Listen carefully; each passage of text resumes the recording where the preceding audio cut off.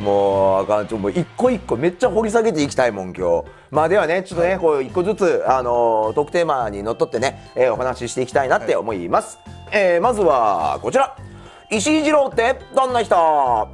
い、これ人からこう石井さんってどんな人ですかって言われたらなんて答えます？一番最初に出てくるのはゲームデザイナーです、ゲームクリエイターですっていうのが必ず言います。まあけどね、ゲームだけじゃないじゃない。それがやっぱルーツがあって、もう中2の時にゲームがなかったんです、まあ、PC とかファミコンがなかった。そうかだから、やっぱその小学校、中学校の時は、やっぱその映画とアニメで育ってきたので、ルーツがやっぱアニメと映画、やっぱそうなりますよね。でゲームが出てきて、ゲームってなんだろうって様子見でやっていって、でその中でゲーム面白いってなってゲームクリエイターになったので、やっぱりその自分のルーツが複数ある。ということによって、その複数のルーツすべてに恩返しをしようと思って今動いてる。まあでも恩返しじゃないですか。恩返しっていう言い方か復讐っていう言い方になるかのまあどっちかだとは思いますけどね。ものづくりって案外恩返しで、宇宙戦艦ヤマトを見て、例えば宇宙戦艦ヤマトで初めて劇場で頭が真っ白になって出てきたんですね。こんな経験を初めてで、その当時未来少年コナンがテレビでやり、でそういうものが山ほど入って、どうやってあれに対して恩返しをしようかなっていう、やっぱクリエイターになりたい、ああいうものを作りたい、つまりああいうものを作りたいっていうのは、彼らになりたいんじゃなくて、当時の僕みたいなお客さんを作りたい、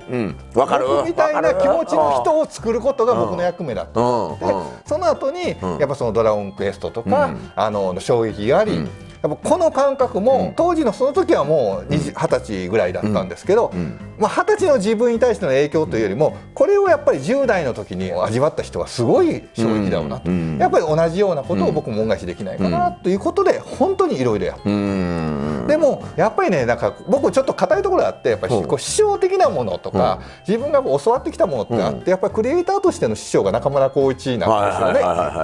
そのやっぱり一番の、そうなるとやっぱり自分はやっぱりゲームクリエイターの師匠のところに入って、ゲームとしてやっぱり修行させていただいて、まずゲームクリエイターですといろいろやらせていただいて、それを石井二郎が言うてくれるのなんか嬉しいな。嬉しいな。やっぱね、俺はほらもうやっぱ金八でもう心臓刺されたようなもんやから、そこをねちゃんとやっぱ今ね、だってアニメとかもうね、それこそマルチクリエイターでやってますみたいなことは言おうともやっぱ言えるけど、やっぱねちゃんとゲームクリエイターって言うてくれるのがやっぱ嬉しいわ。ゲームの応用なんですよ、勝負してるのは。やっぱりゲームクリエイターだからこそ勝負できる。だってやっぱり映画とかアニメとかで、もうやっぱり10代20代コツコツコツコツやってた人に横から「はい僕も同じことできますよ」って言えない。そんなん言うたら失礼だし、もちろんそんな甘いもんじゃないって、自分のゲーム作ってるの分かってるし、だからその逆にアニメとかをやった人はゲームさらっと出てきて、ちょっとそんな甘くないですみたいなのもあるじゃないですか。だからそれと同じように自分も尊敬してるから、だからゲームで培ったものっていうのがうまくそのアニメーションとか映画とかに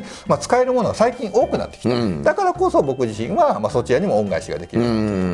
でもう一つはね、僕ってゲーム作る時に自分がゲームクリエイターとして最初からある程度ゲームのイメージができたのって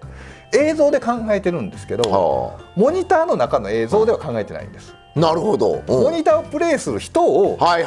瞰して見てるわけね。なるほどなるほどなるほど。でそれをどういうふうにコントロールするかで映像として考えるから、だからゲームになったんですよ。多分ゲームの画面の中だけと。なるほどなるほど。確かにもうそれも映像やもんね。なるほど。おーとかなったり、とかなったり、この人とコミュニケーションはその顔さえも僕は映像として考えて、その映画を撮ろうと思って最初ゲームを作り出した。そう考えるとゲームの仕組みができてきた。もう今日ずっと俺聞く側やわ。いつも喋ってる。もうずっと聞いて、いやいつもはねやっぱね喋ってまうけど、今日は聞いてまうな。これおもろい。はい、じゃあ次いきます。はい、自分の性格を一言で表すなら。でもね、不器用ですよ、思ったより。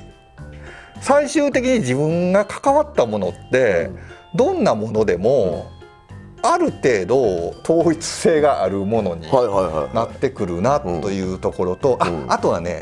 これは自分の武器でもあるかなと、自己評価が低い、実は。そうなの？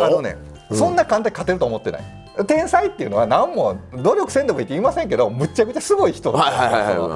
考えずにもその人が出してくるものはもうそんなん思いつくんやみたいな。だから僕はもう考え